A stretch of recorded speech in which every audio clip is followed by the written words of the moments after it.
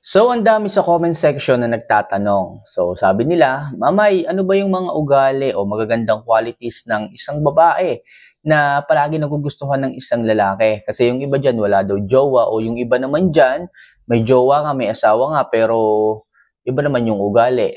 Okay? So, ngayon sasabihin ko po sa inyo sa video ito kung ano yung mga ugali ng isang babae na talagang minamahal po ng isang lalaki. So mga kamamay, if ever na gusto mo yung ganyang klase ng love advice o sa mga viewers natin dyan na palaging nanonood sa akin at hindi pa nakasubscribe, don't forget to click the subscribe button, notification bell, and syempre, i-like mo na rin ang video ito para sa mas marami pang love advice na maaari kong i-share sa inyo.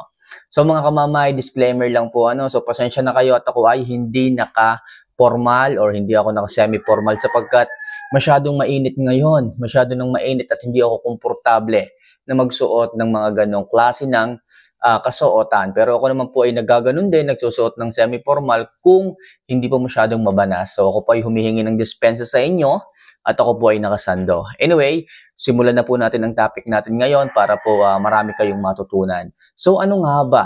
Ano nga ba yung mga ugali ng isang babae na talagang gustong-gusto o talagang minamahal ng isang lalaki? So number 1, yung babaeng hindi makasarili. Oo mga kamamay. Kahit ako o sino mang lalaki, talagang gugustuhin nila o mamahalin nila ang isang babaeng hindi makasarili. Okay?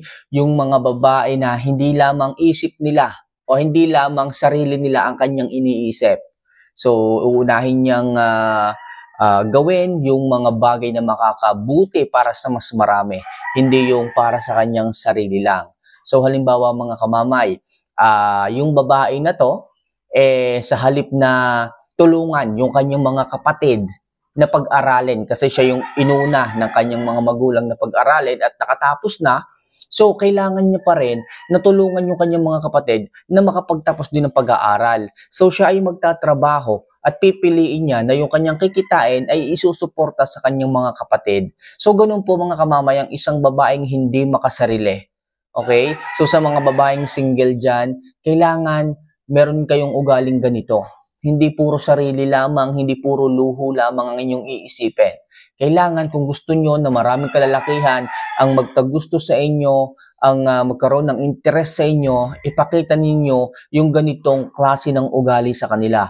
Yung hindi pagiging makasarili palagi sa lahat ng panahon ang inyong iisipin. Kasi ang dami na rin ngayon sa panahong ito, yung mga kababaihan, after nilang makatapos, makagraduate, hirap na hirap yung kanilang magulang, yung kanilang tatay, para mapag-aral ng pagtapos lang. Tapos nung nagkatrabaho yung babae, anong ginawa? Bumili ng cellphone, ng iPhone, ang luho ang inuna, tapos yung kanyang mga kapatid, okay, hindi na nakapagtapos, hindi na nakapag-aral, tapos siya, nag-asawa na rin naman. So, pagiging makasarili mga kamamay, yung ganong klase ng ugali ng isang babae at hindi kahit sinong lalaki ang gugustuhin yan. Kaya mga kamamay, mas gusto pa rin namin yung inuuna nyo, yung mga bagay na talagang mas makabubuti para sa marami. Sa madaling sabi, hindi ka makasariling babae. So yan po talaga ang isa sa mga ugali na minamahal ng isang lalaki kapag may ganyan ka. Alright? So number 2, yung babaeng matiisin. Yes mga kamamay. Sinasabi ko dito is matiisin hindi pagiging martir. Magkaiba po yun mga kamamay. Pag sinabing matiisin, pinagtsatsagaan nyo po yung mga bagay, okay, na meron kayo sa inyong buhay. For example, marami kayong anak. Okay? Marami kayong anak o nag-aaral pa kayo. So, pinagtitiisan mo na alagaan ang iyong mga anak. Although 5 yung anak mo na maliliit sunod-sunod, pinagtitiisan mo na alagaan ang mga ito kahit na masyadong iyakin, masyadong pasaway. So, bilang isang lalaki, mas gusto namin mga kamamay yung mga babaeng matiisin. Yung tipong pinagtsatsagaan niya na gawin yung isang bagay dahil obligasyon niya ito. Kasi yung iba dyan, hindi masyadong matiisin. Pag umiyak yung dalawang anak dyan na magkasabay, nagiinit na kagad ng ulo. Okay? Hindi niya masyadong ma-manage yung mga pangyayari. Kaya bilang isang lalaki, mas gusto namin yung mga babae na naiintindihan ng sitwasyon at pinipiling magtiis. Okay? So, kumpara naman doon sa pagiging martir, ang pagiging martir naman, nagtitiis sila sa paulit-ulit na lamang na panluloko. Okay? Hindi nila magawang imulat ang kanilang mga mata dahil mahal nila yung lalaki. Bulag sila sa pag-ibig. Yun po ang tinatawag na martir, mga kamamay. At yung pagiging matiisin, ginagawa mo yung obligasyon mo kahit na nahihirapan ka na. So, obligasyon mo yun eh. Kaya kung ikaw ay matiising babae, maraming mga kalalakihan, okay, ang sasama sa iyo sa hirap at ginhawa. Maraming kalalakihan ang magmamahal sa iyo at magkaka-interes sa iyo kapag ganyan ka.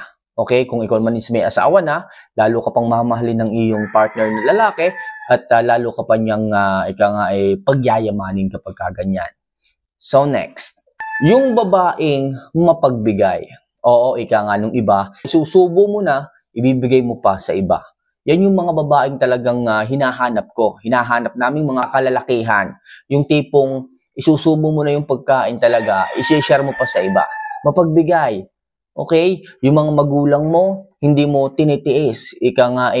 Marami kang pagkain ngayon, nasa malayo ka, nagtatrabaho ka, pero hindi mo sila nakakalimutan. Nakakakain ka ng masasarap, nakakain ka ng fried chickens, spaghettis, basta as in, masasarap na pagkain, tapos yung mga kapatid mo at pamilya mo sa probinsya, hindi mo sila nakakalimutang padalhan ng pera, okay, bigyan ng allowance. Yan yung mga katangian ng isang babae na talagang hinahanap ng isang lalaki.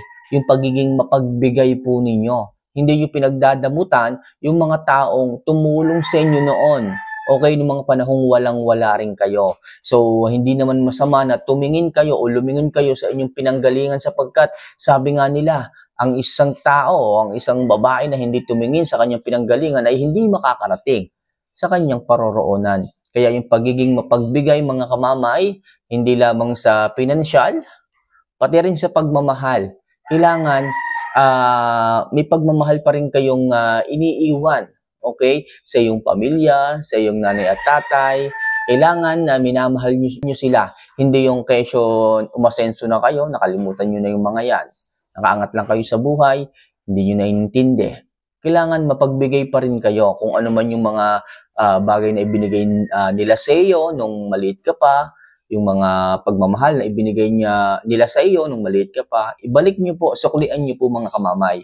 Talagang kapag nakita ng isang lalaki na talagang minamahal mo ang iyong pamilya, okay, mas mamahalin ka rin niya. Sapagkat kung yung pamilya mo nga inaalagaan mo, binibigyan mo ng ganito, sinusuportahan mo, iniisip ng isang lalaki na ano pa yung magiging pamilya ninyo.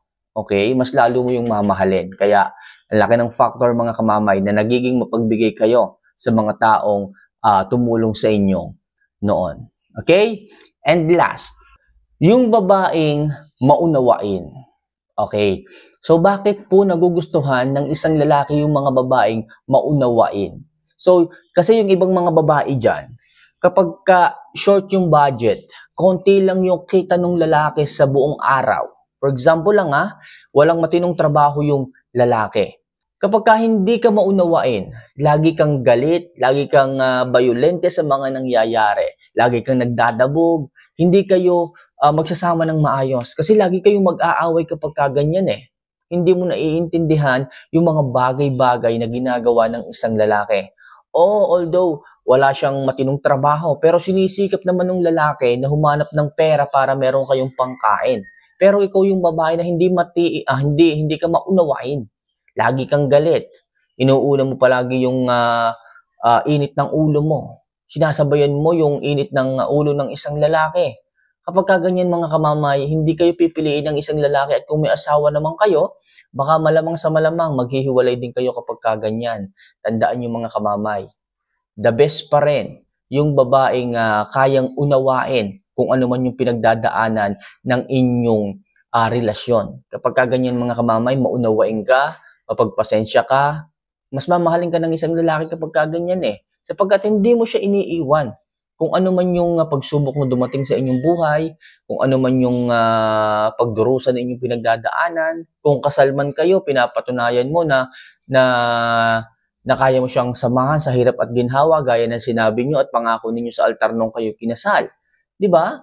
So, mas mamahalin ka ng isang lalaki kapag kaganyan, nauunawaan mo ang mga bagay-bagay, naiintindihan mo, at kung abutan ka man niya ng budget, pinagkakasya mo kasi nauunawaan mo na yun lang ang kinita niya.